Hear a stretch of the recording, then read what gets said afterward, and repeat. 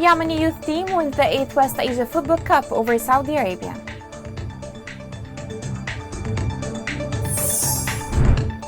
The UN Special Envoy Hans Grunberg meets with GPC delegation in Muscat.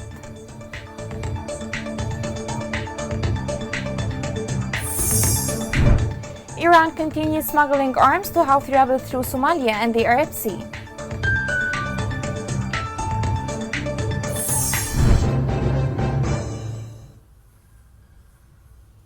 Welcome to Yemen Today TV. This is the English news with me, Roshan Fouad. Yemeni national junior team won the 8th West Asia Football Cup Championship. The Yemeni team won the final match against Saudi Arabia through penalty kicks after the game ended by a 1-1 draw.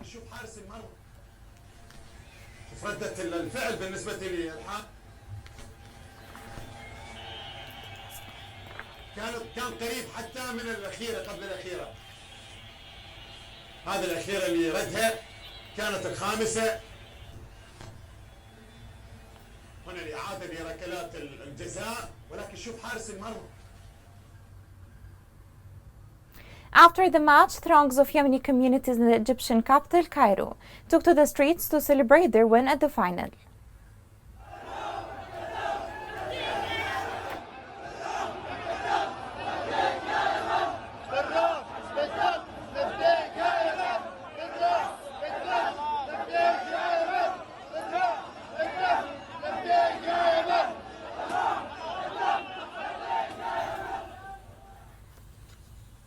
UN envoy Hans Grunberg visited the Omani capital, Muscat, where he met senior Omani officials.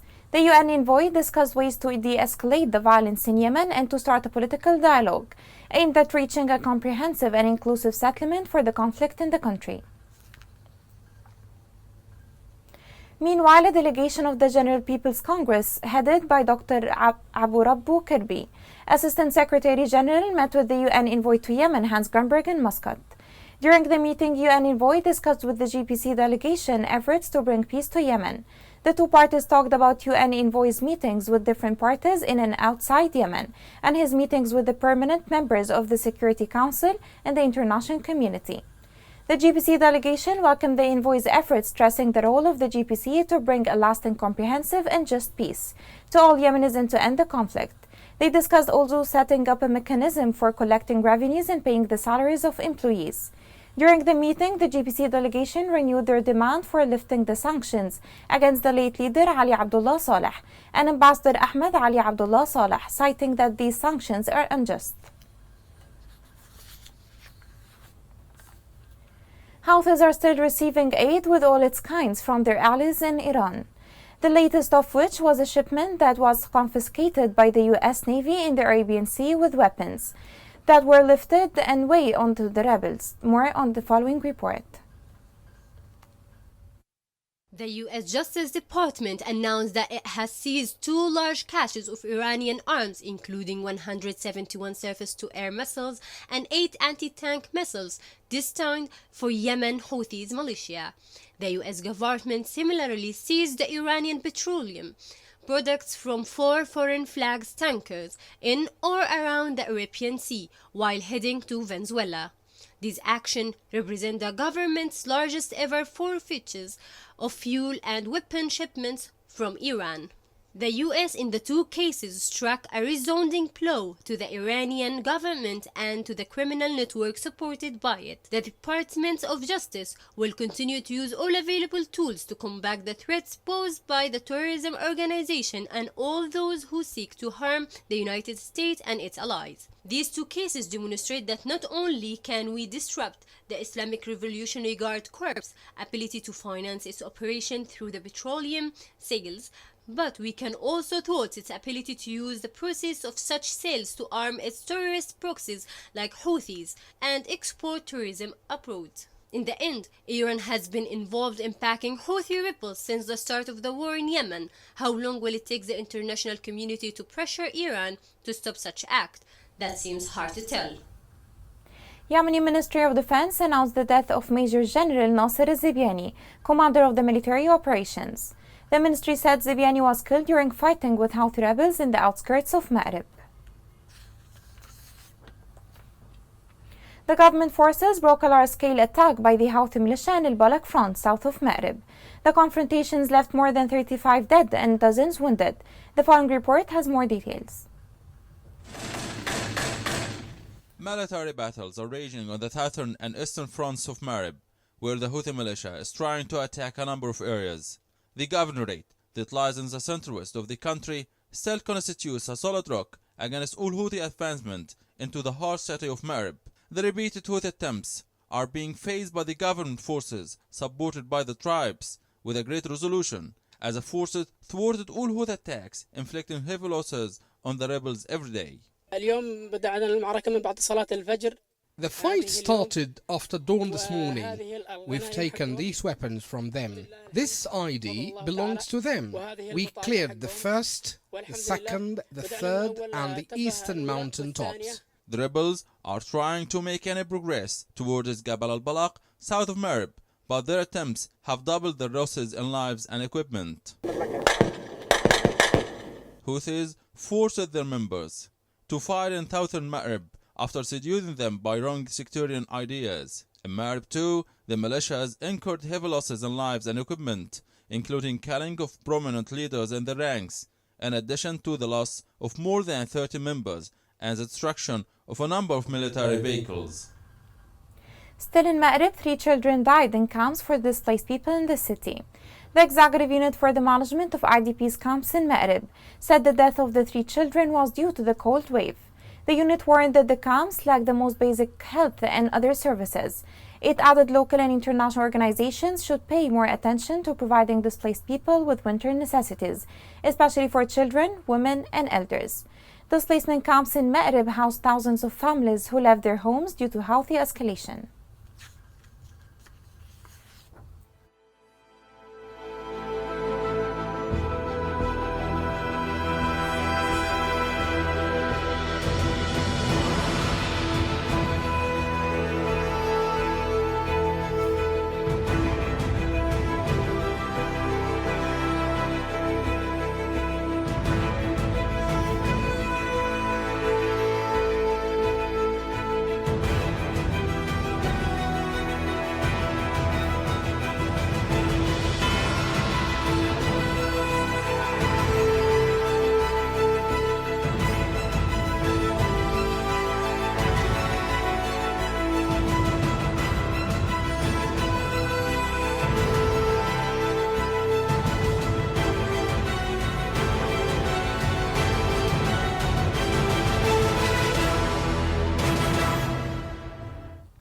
The 7-year war in Yemen has resulted in a lot of suffering for all sections in the community.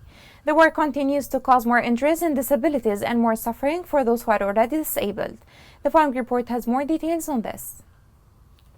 The world is celebrating the International Day of Disabled Persons on December the 3rd. While disability in Yemen has been increasing over time, especially because of increased conflict in the area. The majority of people who have acquired a disability during the war are mainly because of the injuries they had from airstrikes, landmines, and other explosive remnants of the war. The Yemeni Handicapped Forum revealed that there were more than 2 million people living with some type of disability. The ongoing conflict in Yemen has added to the number of people who are disabled. There have been around 28,500 people injured in Yemen since March 2015. Because of the ongoing conflict in Yemen, people with disabilities face problems such as lack of services and inability to access buildings. Rubble in the streets can make it difficult for those with physical disabilities to access services. Areas that have received heavy bombings have had to discontinue services to people with disabilities. Assistive devices are too expensive to purchase due to the poverty of many disabled Yemeni people. Most people with disabilities in Yemen lack education, and only 23.6% of those with disabilities have finished secondary school. Human Rights Watch states that people with disabilities are at increased risk during times of crisis and conflict. as they have difficulty leaving conflict zones with their families. The Yemeni disability rights activist Dr. Raja Abdullah Al-Masabi, chairwoman of the Arab Human Rights Foundation in Yemen, highlighted the challenge faced by persons with disabilities in displacement camps, stating that most of the camps in Yemen were not designed for disabled people. Basic rights such as access to health, water, sanitation facilities for people with disabilities are often ignored. The number of persons with disabilities has possibly doubled since the start of the war, and this number will continue to rise every day as bombs continue to fall in Yemen. Therefore, the UN Security Council should take further actions to meaningfully implement the UN Security Council Resolution 2475 on the protection of persons with disabilities. In the end, disability inclusion is an essential condition to upholding human rights, sustainable development, and peace and security. It is also central to the promise of the 2030 Agenda for Sustainable Development to leave no one behind. The commitment to realizing the rights of persons with disabilities is not only a matter of justice, it is an investment in a common future.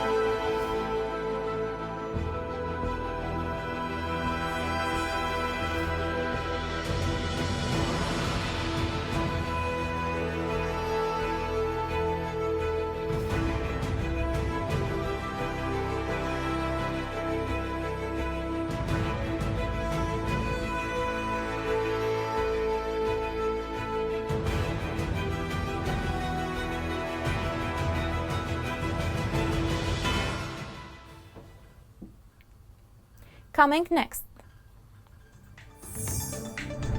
Houthis continue to deploy the educational system in the country and inject curriculum with sectarian agenda.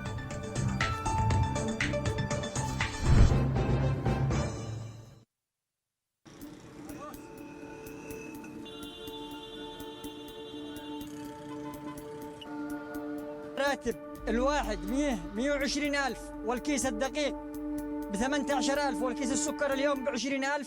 كم يعني بيعطي هذا الراتب كامل كيس سكر وكيس دقيق؟ المواطن اليمني يعيش في أزمة إنسانية وغذائية مؤلمة من غلاء الأسعار وفحشة الأسعار وغلاء الصرف والعملة الأجنبية في البلد. حالتي هنا حالة لما خرج المندوب هنا شبكيرة ما نقدرش ناكل الأكل داخل ما إحنا بحاجة صعبة.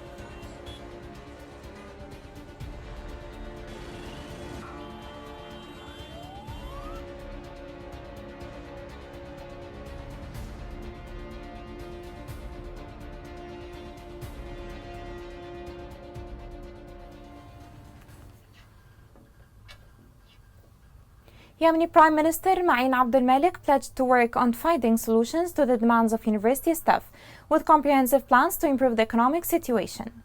This comes in an effort to contain the strikes that have been staged in public universities in protest against deteriorating living conditions due to the collapse of the national currency. During the meeting, Abdel Malik said that his government understands the legitimate demands of the university staff, promising that these demands will be addressed and dealt with according to the legal frameworks.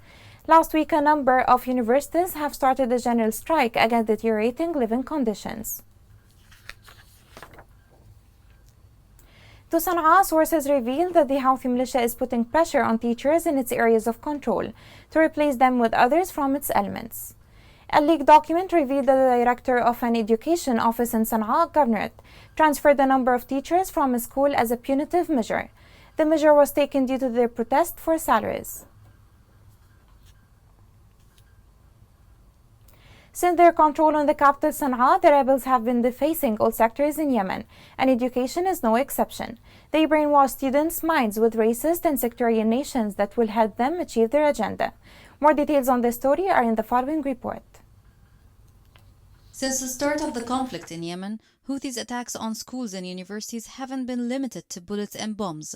They seek control over these institutions and dominating the education sector. Through this sector, Houthis can have easy access to a large number of Yemenis to mobilize and recruit. Houthis know that their beliefs and ideology are not accepted by the wide range of Yemeni society, especially young people.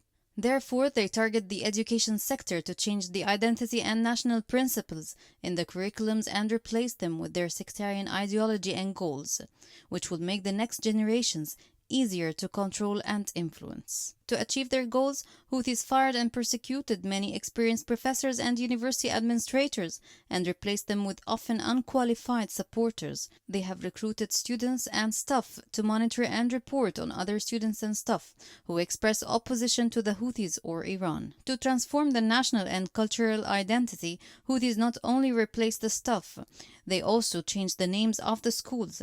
For example, the Babel School is now referred to as September 21 School, the date when Sana'a was captured by the Houthis in 2014. Many education facilities in the Houthis-controlled areas have been used to recruit and train child soldiers, while others serve as prisons. The Houthis have also used some schools and universities for military purposes, notably storing weapons, which in turn cause suffering and deprivation of students' rights to education.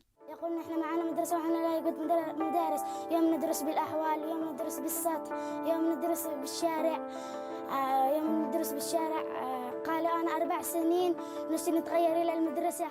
What the Houthis are doing to schools and universities in Yemen will have acute consequences for the country's education sector. Many parents have prevented their children from completing their studies as a result of the change of the curriculum or their inability to pay the fees Houthis have imposed on public schools that once provided free education. The lack of proper schooling and poor education will have extremely negative effects on the population in the country.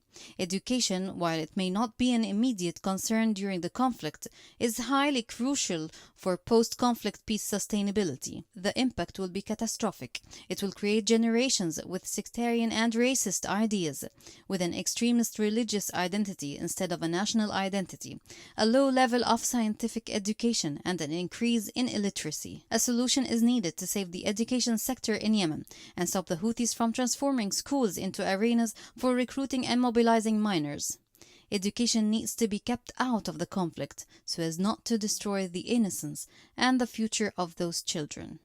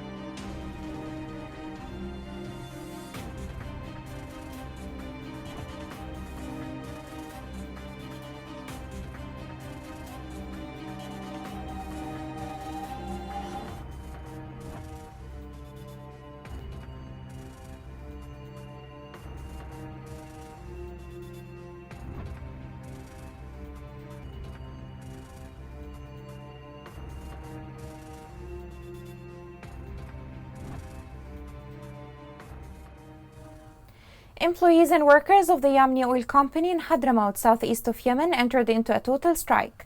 The move came to demand solutions for their hard economic conditions and the collapse of the national currency. The union of the staff said the strike aimed to deliver a message to the authorities to find solution to the deterioration of economy. Turning to health, the National Committee Against Coronavirus announced 3 new cases of the COVID-19. Committee officials said on Twitter that 3 cases were recorded plus 1 death. With the current updates, the total confirmed cases are 10,072, including 1,972 deaths and 6,947 cases of recovery. Here is a reminder of the main headlines. Yemeni football youth team wins the 8th West Asia Cup over Saudi Arabia. The UN Special Envoy Hans Grunberg meets with the GBC delegation in Muscat.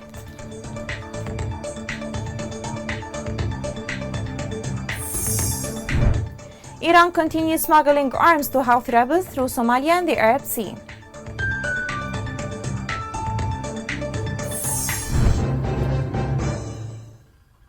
This is the end of the news. It was Roshan Fouad. Thank you for watching.